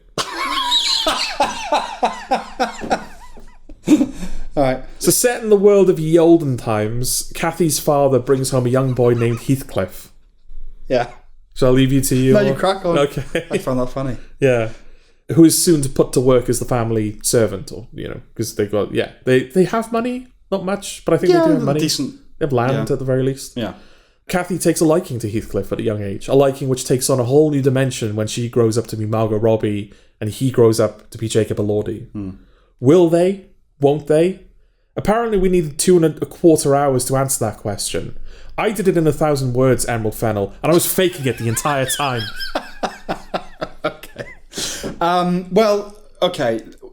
I think the important thing to say off the bat is this is not what its reputation and marketing have suggested. Yeah, not I think quite. Those inverted commas can't be an accident, can't they? No. It's very much a film of two halves.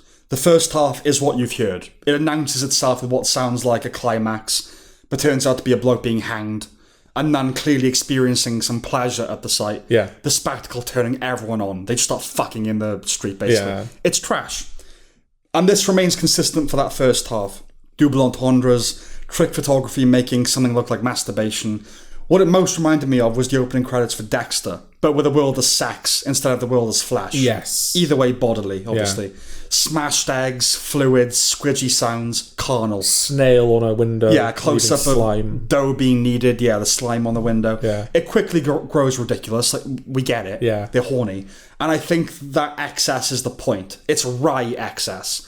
Appropriately, it's a big old tongue in the cheek. Postmodern, not to be taken seriously. Emerald Fennell is making a joke.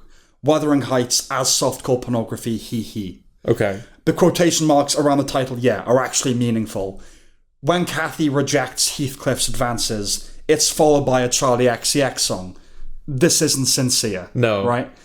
The tone is actually borderline parodic much of the time, going for laughs, down to the editing, and I did chuckle a few times. There's a motif of men putting up with women. Okay. Which, whatever the intent, I found funny. Martin Clunes is up for it. He's like, I'm just surrounded by women. Oh, yeah, he gets more... He becomes a more ridiculous figure the longer the film goes. It's actually descending into, like, he's got, like, rotted teeth. And he's just this kind of... old man. Yeah, this, like, goblin in, like, the house. Yeah, he's like, you've come to see me, have you? After all this time. The element that persists into the second half is the BDSM flavour. There's a fetishization of scars. Heathcliff behaves like a dog. He makes his young wife behave like a dog. Sexual humiliation. But by that point, we're being invited to take Kathy and Heathcliff's relationship seriously. A better filmmaker might be able to have it both ways, not Fennel. It's like she got lured in by the tortured romance as she wrote. Do you know what I mean? Like, she kept going, she's like, oh, actually, I'm getting invested now. Yeah. It's not so much of a joke anymore. I can't tell if Emerald Fennel isn't getting any, or if she's getting way too much and just can't stop thinking about it. I think if you're Saltburn, rich, you probably... You know, they do feel like they're following a similar theme of... No. Oh, gosh, you know? Yeah, flustered. Yeah. Yeah. Everyone does a decent English accent. Margot Robbie, Jacob Elordi, Hong Chow, who's probably the standout, I would say. I also like Edgar Linton, played by Shazad Latif or Clam Fandango. The cuckold that never loses his heart of gold. I like that about him, you know? Yeah. Alison Oliver's impressive, especially after seeing her recently in Task. So that's his wife, you know, she's in Task. The film is also a Hamiltone. The obvious comparison is Iannucci's David Copperfield. On top of that, the production design and cinematography is very Bridgerton. Quasi-period specificity with M&S Christmas advert flourishes. Okay. Parts of it play like a music video as well. This adaptation dispenses with many of the novel's core features. There's no framing device of Nellie telling the story to Lockwood, no past and present. They leave out loads of characters. There's no ghostly goings-on. I would be reluctant to omit that last part from an adaptation, at least. Yeah. Here out the window, that's iconic, you know. This streamlines everything to the one timeline and the core figures. Wuthering Heights is, of course, about restrained desires. I do wonder if Fennel went, restraint, and made it about restraints. It's not that there's constant fucking in this, but the stickiness and sweatiness of the anticipation is too liberated. Kathy and Heathcliff watch people fucking. She onanizes. When they do start getting it on, it's not even particularly sexy. It should be corsets and looks of longing. That's what traditional takes would do anyway. And I don't too much mind this. It doesn't offend me. But it is fanfic. It's Tumblr, which is what Saltburn was. It's silly to be offended. She doesn't take it seriously. You shouldn't either. It's meant to be fun raunch, then dangerous raunch, and then maybe both. But it is very much for women that fancy Jacob Elordi, not men that fancy Margot Robbie. Yeah, I didn't feel like I was getting much out of it. No. I'll be honest. And this thing, men are visual creatures, right? We watch more porn. Women read more smut. Despite the medium, this feels more like the latter.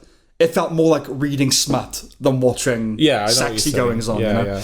The Great Gatsby adaptation came out when we were studying the book for A-level. The teachers were always quick to warn against just going to see the film. What would they make of this? I do like that idea. I think there was actually a review I saw on Letterboxd where someone said, look, if anyone's planning on like studying Wuthering Heights for A-level, it's okay. This is a one-to-one adaptation. Right. You can watch the film instead. Yeah, because I remember Mrs. Hadley, a teacher of a supply teacher who was like, must have been in the late 70s at the time, railing against Shakespeare in Love for sexing it up and neglecting history. Yeah. And that is neither an adaptation nor claiming to be anything other than an original fantasy informed by the works of Shakespeare. Yes. Anyhow, all told, this isn't something to get outraged over. It just isn't very good. It does beg the question though, why Wuthering Heights? As in, why not just do an original... Yeah. Because it's part of that kind of, what word should I use here? Imperialism. Cultural imperialism. Okay. It's taking a thing that's stuffy and white and making it hot and smutty and modern and Charlie XCX and Hong Chow and Shazad Latif. Do you know what I mean? And Jacob Elordi. It's kind of... Yeah. It's sort of a retrospective imperialism. Okay. Yeah. Yeah, I mean, that's perfectly valid. Yeah, that's... You know what I mean? Like taking old things and going, oh, these properties that are beloved, but they're a bit like outdated and male privilege now. But we don't want to lose the thing entirely. So let's make James Bond a woman, for instance. Was anyone saying that about Wuthering Heights, though? And if they were saying about Wuthering Heights... I don't think there's been... Would they not at least admit that that's kind of part of the... I don't think... Yeah. Heathcliff's beastliness Yeah. is a big part of I don't think there's story. an organised school of attack against Wuthering Heights in particular. It's just a general denunciation of anything from a certain time. Yeah. No, I'm not saying Emerald Flame's like, oh yeah, fuck Wuthering Heights. Let's like do a good Wuthering Heights. She might just be a genuine lover of the book. Yeah. But what she's done to it does feel like that, taking an old thing and messing it up a bit. Yeah. You know? Like adding dye to its hair and kicking it about a bit and ripping its clothes. I don't know, just like if you're reaching the point where you're omitting the part of the book that leads to the most iconic sequence, like you said, Kathy at the window and everything, as soon as you lose that, are you not questioning, like, okay, is this even Wuthering Heights anymore? Right. But the thing is, there have been dozens of Wuthering Heights adaptations that have just taken it seriously and have been perfectly fine. You know, it's not my cup of tea. But yeah, if you were going to do it, you would have to do something different. Now, she has done something different. But yeah, the question is also, but why do it at all? Yeah. So you'd have to ask her, I suppose. Okay. The film has not given me an answer. No, yeah. And yeah, it's certainly a film that I won't see. Have we liked anything on this episode? I'm just thinking back. I was thinking, yeah, good luck, have fun, don't die, we like. Was that it? Maybe. Okay. Hang on. Well, we didn't plan for this to be a very negative episode, so I liked Night of the Seven Kingdoms. Yes, okay. I quite liked Coal Storage. Okay, I wasn't a fan of that. No. That might be it. That's it, yeah. Yeah, okay. Yeah. Nothing, no love this episode. No. Yeah. We're kind of constrained with what comes out. Of course. In the period in which we're covering. So, sorry, you know? No, isn't it more fun to listen to someone be negative? Yeah, I suppose so. Yeah. And yeah, I mean, Wuthering Heights has certainly stirred up conversation, hasn't it? The thing is, so far, next episode, there's nothing to gush over, like, either yet. Oh, right.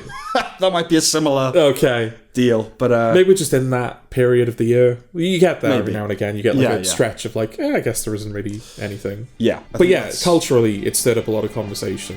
No, it has, yeah. It was the biggest thing we talked about, probably, which is why it's lost. And it's lost, so that's us done. I think so. And we'll see you next time. Bye! Bye-bye.